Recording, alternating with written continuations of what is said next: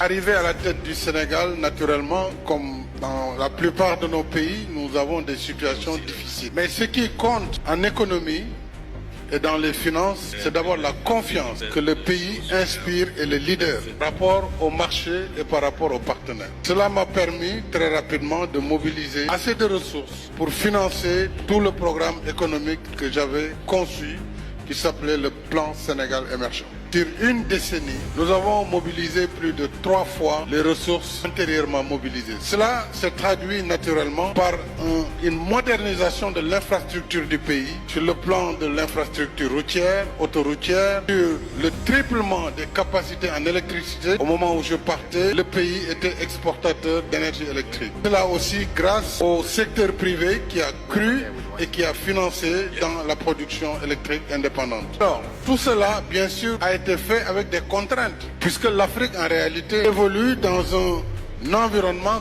contraint. Et la dette, elle revient avec un fardeau, puisque les mécanismes aujourd'hui qui sont en marche ne permettent pas aux pays africains de s'endetter dans des conditions optimales. Ça, c'est une donnée qui est réelle et que nous devons enlever avec naturellement nos partenaires. La semaine prochaine se tiendra à Séville la réunion sur le financement du développement.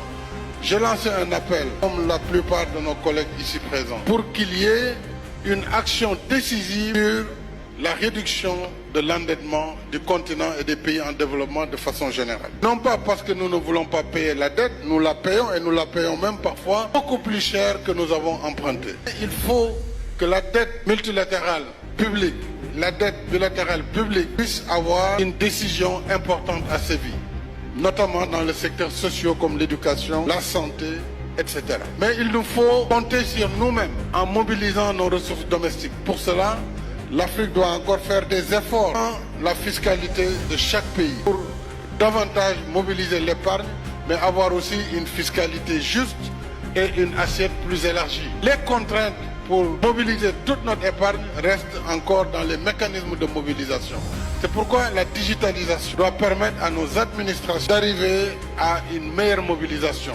Mais il faut une synergie entre le secteur privé africain et le secteur public.